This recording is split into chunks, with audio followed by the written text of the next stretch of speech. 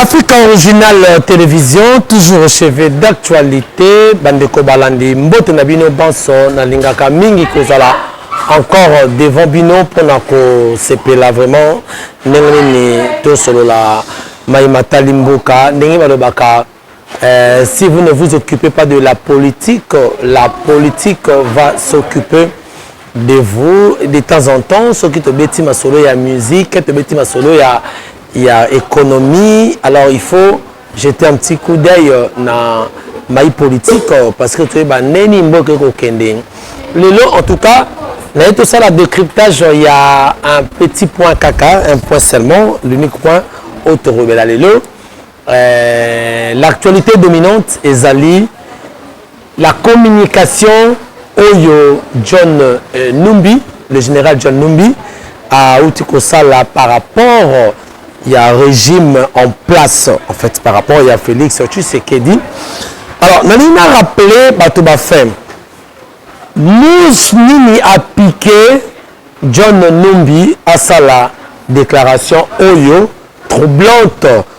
Côté ici, ma quartier généraux et ma parti politique et union sacrée un peu dans l'ébullition, dans les perdements, ma réponse est par-ci par-là, côté Kabouya répond, côté Fumutoto parle, côté Fiston frappe fait la réaction, côté la chinoise divine fait réagir, côté maître Namarez a réagi, en fait, par-ci par-là, il y a des gens qui réagissent par rapport, il y a communication, il y a le général John Numbi.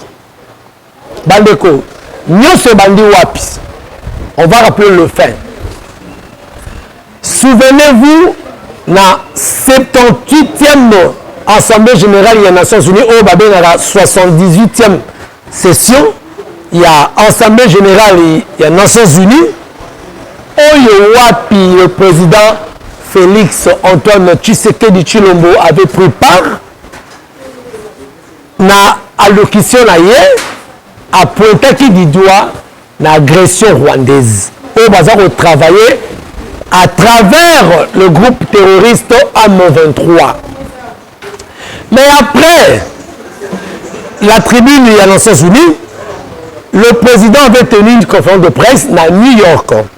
La conférence de presse, voilà, et là, on est le président, mais mon tour, par rapport, il y a un deal entre Yéna, son prédécesseur, Joseph Kabila Kabonge, le président de la République, Félix Antoine Tshisekedi Tshilombo, a renié tout contrat au a signé accord na président Félix Kabila pour qu'il y ait un pouvoir. Et lorsqu'on a répondu que le courant des Nations Unies à New York, l'homme n'a tongo de Monaki, l'ancien président de la centrale électorale Corneille Nanga, a bimaki la réaction des médias, a dit que le président Félix avait un accord signé na Kabila Oyo et Mema qui est na pouvoir selon Nanga. Selon Nanga, c'est-à-dire Azaki na accord. Et il a dit que lui étant président de la CENI en 2018, mais également non seulement Azaki président de la CENI, il a été aussi parmi les co-rédacteurs, il y a accord Wana. Oezaki ya Kabila, Landeko, Kabila et Félix. Donc, ce qui veut dire que Yangonde et le président Félix n'a pouvoir. Mais tout le monde a dit la réaction par-ci par-là. On dit que Nanga n'est pas un exemplaire. Nous avions condamné Nanga. Comment Nanga, qui était le président de la CENI, c'est lui qui a organisé les élections, peut aussi être parmi les co-rédacteurs, il y a accord. Donc cela veut dire que ça fallait une raison quand il disait que le vainqueur était déjà connu. Le gagnant était déjà connu. Donc on sait que Zaki mascarade. Yango wana a lancé qui opération la vérité des urnes. Voilà. C'est-à-dire, à partir de l'Okonanga Lobaki, et là qui sait que combat la vérité des urnes et c'est qui combat réel. Donc, le président Nanga avait déjà hypothéqué l'élection à Yémaki, malgré c'est surtout que les photos machine à voter, à Yémaki que et Gozanango, moto à communauté la urne, et Gozanango, moto à Kosepela, Bakochia. Malgré le bâti de nous, ça n'a pas été facile à l'Amérique a été. C'est bon, le moment attendu, c'était quoi? Tout ça analyse, hein? Le 7, le même jour où le président Félix, après que ça a une tournée dans Grand Katanga, à Kiti, quand il est allé déposer sa candidature, c'était le jour où Numbi est sorti dans les médias pour donner sa communication. Mais pourquoi avoir choisi le même jour où il y a dépôt et lui a moniqué qu'il fasse sa sortie médiatique pour parler de cette histoire? C'est selon maintenant analyse de Zozo Rosala. Pourquoi le même jour? Et si je comprends bien, d'après mes analyses, dernier verrou est là qui, c'est-à-dire, au moins, moi, si je moi, si on peut ça déjà, mbongo. On avance à mbongo, il fallait qu'il y ait mais moi, si après, moi, si à Ibaga, à l'Ibanda, jusqu'au 11 de la dernière minute, jour où on va au Kende, il paraît Zombala, mais vous allez la profiter. Aux autres, c'est la Mukoga, na commune des jours, mais le Nanya Yebi Likambo, il y a moi si on a un problème, on est battu là. Et si quand on est au c'est-à-dire, depuis la candidature, c'est comme si c'est le dernier virage où Bandeko Zela, pour comment comprendre, va tirer sur rien. C'est là où comment on va choisir le même jour. Voilà. Moi, je vais analyser cette communication, la dévolée. Sur le plan, il y a forme, mais sur le plan, il y a fond. Commençons avec la forme. Bandeko Balandi. Et là, comment quand tu as l'improviste, d'abord sur le plan forme, on a vu Numbi, moi la diplomatie, hein, quand quelqu'un fait ça, cela veut dire qu'il est à l'écoute, ce qu'il dit est très sérieux. Je ne soutiens pas sa position. Je ne soutiens pas non plus le schéma Ozolera, mais du moins je parle de fait. Le fait est toujours sacré, mais le commentaire est libre. Je fais mon analyse par rapport à la communication. Sur le plan de la forme, vous allez voir que le gars avait un regard colérique. Le gars avait une tenue Oyo, dans sa chemise verte, chapeau. Donc, et moi, je suis sérieux de ce que je dis. Et lui, je suis dans sa vie, je ne blague pas. Selon lui. Parce que, nous c'était un général, il y a une armée, nous également, la police, nous étions accusés, par rapport à l'affaire chez Béa. Il a été recherché au Bakangé Biawa. Bakangé Nimi, nous demandons de Bakanga Kaye, Bakanga na Lubumbashi, selon nos informations. Mais Nimi, nous on a qu'il en exil. Toujours sur le plan de la forme. Sur le plan de la forme, Nimi a parlé des histoires Oyo, à l'unique, c'est lui. Ils ont entendu longtemps, mais ils ont vu que la personne exagère. La personne a commis que dépasser Babon selon nous. John, selon le général. Donc, Hazard reconnaissant na pouvoir oyo bango mutu ba pesiye. Selon nous, tout ça sur le plan de forme. Puis également, à sali communication, na air moko très serein. Donc, vous voyez, afin pour montrer aux gens que Jésus, parmi les personnes, parce qu'il a dit ça, à part Delphin Kayimbi qui n'est plus, mais les co-rédacteurs, il y a d'accord, voilà, c'est-à-dire, Numbi est venu confirmer ce qu'a dit Nanga. Nous sommes sur le point de la forme. Donc Numbi est venu confirmer ce que Nanga avait dit, qu'il y a eu un deal, il y a eu un accord signé avant pour que le régime en place ait le pouvoir. Donc lui également est venu confirmer en disant que il est parmi les co-rédacteurs et les gens qui ont été co-rédacteurs et accords, baza vivant, à part certaines personnes attendent au bazaté. Sur le plan forme. Sur le plan de la forme, vous allez remarquer que si Kazaki, il n'a même pas mis la photo, il y a président Félix Nassima. Pour dire qu'il ne reconnaît même pas sa présidence. Sur le plan fond, on compte sur le plan fond. Parce qu'on a bien dans un peu court. Le général John Numbi a utilisé une figure de style qu'on appelle la litote. La litote, c'est quoi? La litote, c'est une figure de style où elle consistait à atténuer le langage. Quand on dit atténuer le langage, ça veut dire quoi? C'est-à-dire parler moins pour faire entendre plus. C'est ça qu'on appelle la litote. Mais pourquoi il a utilisé cette litote? Quelle est cette litote? Alors, je cite.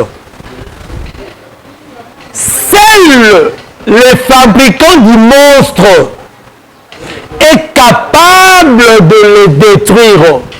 Hein? Quelle litote! Mais pourquoi il a dit ça? John Numbi n'est pas dans les affaires. Il n'est plus dans l'armée. John Numbi a Zalibande Amboka.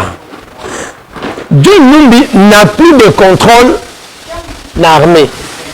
Il n'a aucune injonction, aucun commandement à donner à qui que ce soit au lieu à Gogosala.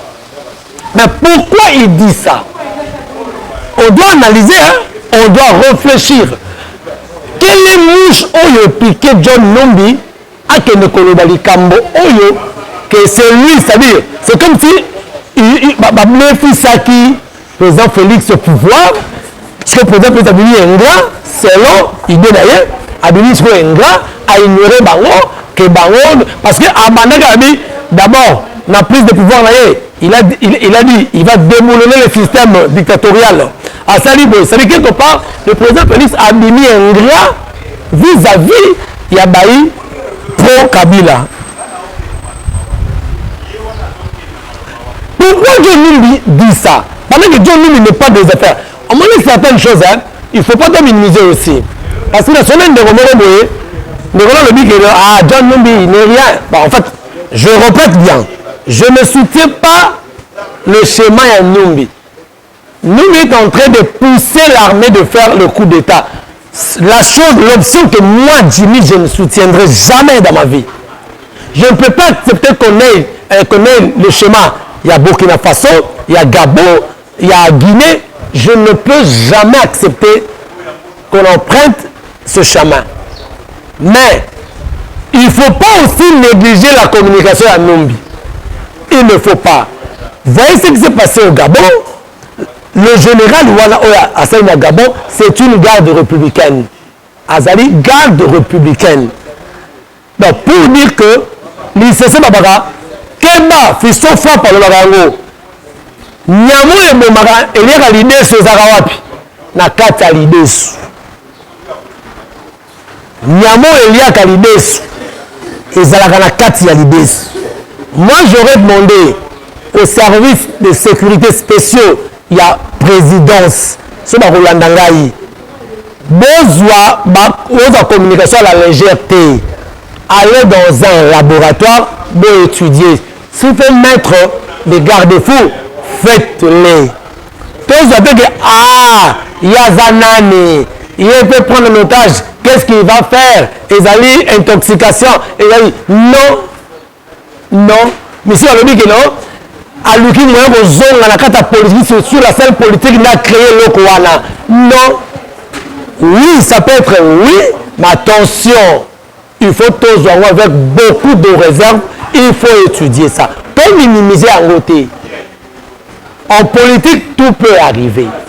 Personne ne s'attendait que na Gabo Rosama Bongo, personne ne s'attendait que na Guinée Kosama Bongo, nani Mamadi Doumbouya. Personne, hein? Personne. Oui, aujourd'hui, vous pouvez dire qu'il n'y a pas un challenge, un adversaire de taille devant Félix.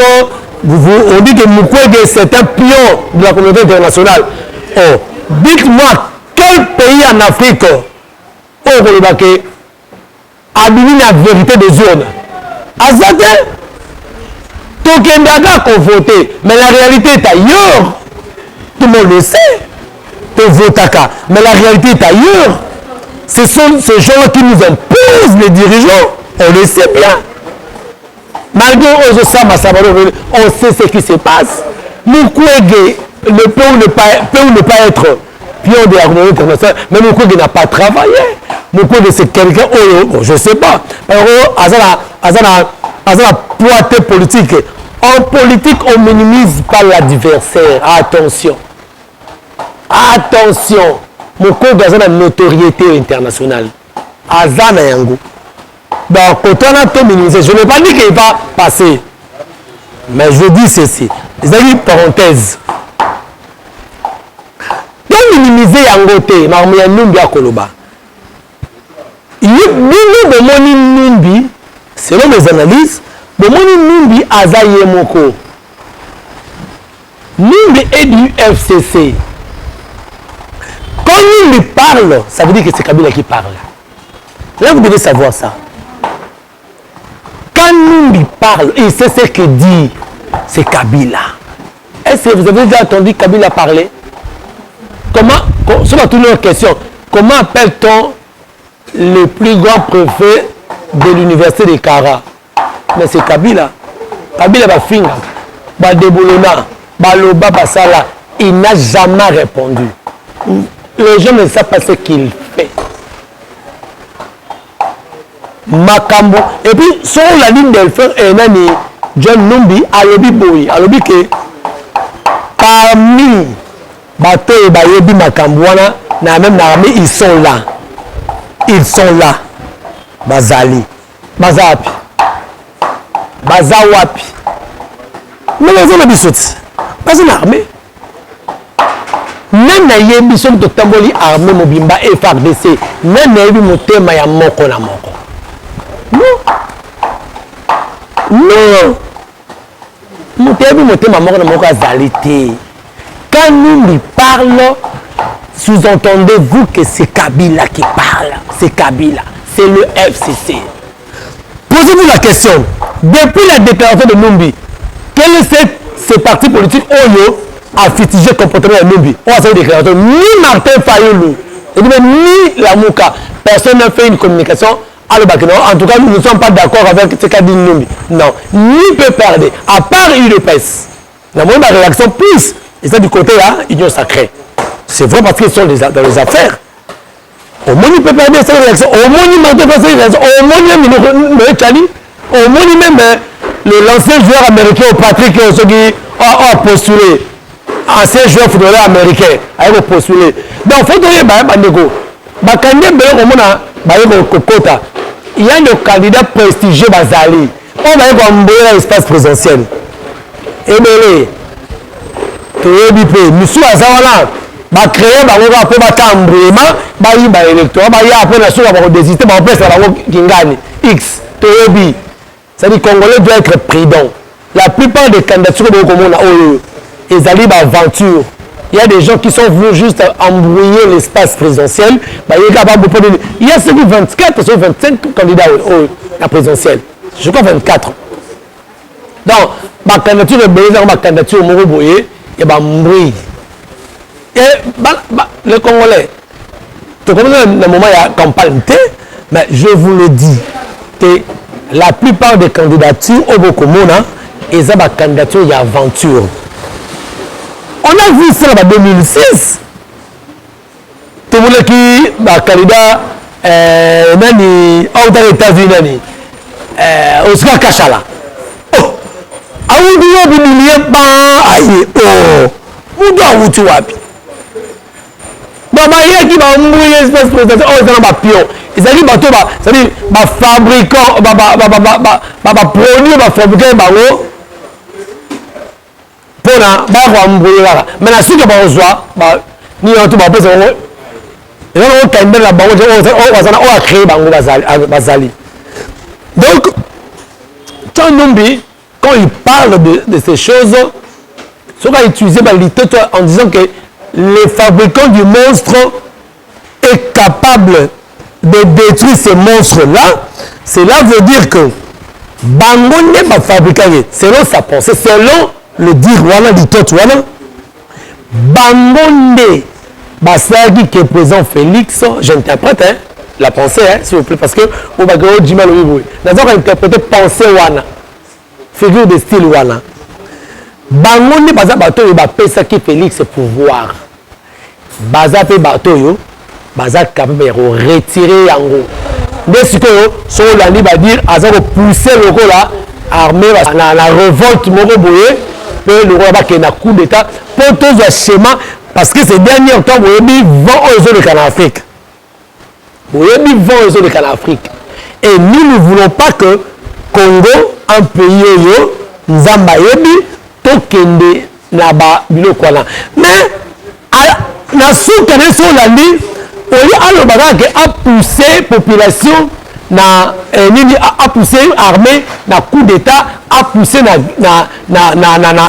minduki na guerre mais alobi que on va appliquer l'article 64 soulèvement populaire donc on va appliquer l'article 64 il a demandé à la population ce qu'il le vente après ce style ce qu'il les choses et que le président Félix Azali a tempéré bon côté à prêter la population à s'en charger naïe. Donc voilà en quelques mots tu nous tout ça à moi d'écrire en faux toi analyser ma propos il y a John Numbi par rapport il y a Félix Tshisekedi Tshilombo donc John Numbi à la question que yende mutu baza parmi batoyo c'est-à-dire il y a travail qui est Kabila donc si John Numbi dit aujourd'hui c'est pas lui qui dit derrière lui il y a le FCC derrière lui il y a Kabila donc la parole de John Numbi c'est la bouche de Kabila il faut faire beaucoup d'attention c'est la bouche de Kabila qui est Kabila Kabila c'est quelqu'un qui ne parle même pas qui ne répond pas va débaucher alobate on ne sait pas qu'est-ce qu'il pense au moins qu'ils à la base accord secret na rencontre obscure on a président Félix là on ne sait pas mais Moutouma alobate du coup John Numbi apparaît parle de ces histoires donc voilà nous arrivons à la fin de cette analyse en tout cas nous avons un plaisir il y a que bétamine du saumon moqué na chaîne Nabino Africa Original Télévision. Merci na Jonathan Kiakou papa Yangandantaba. Merci na Fiston Frappe. Merci à Nioso. Oh vraiment balandingaï en tout cas. Beau tchaba j'aime Nabino. Beau liker vidéo. Beau partager. Beau commenter. Nous pouvons vraiment le bienvenue dans la suggestion Nabino. Merci beaucoup na Ronald Minou qu'on a à Bordeaux. Merci na Nioso. Ceux qui nous ont Nabino tout prochainement. Na numéro Mosusu. Ciao.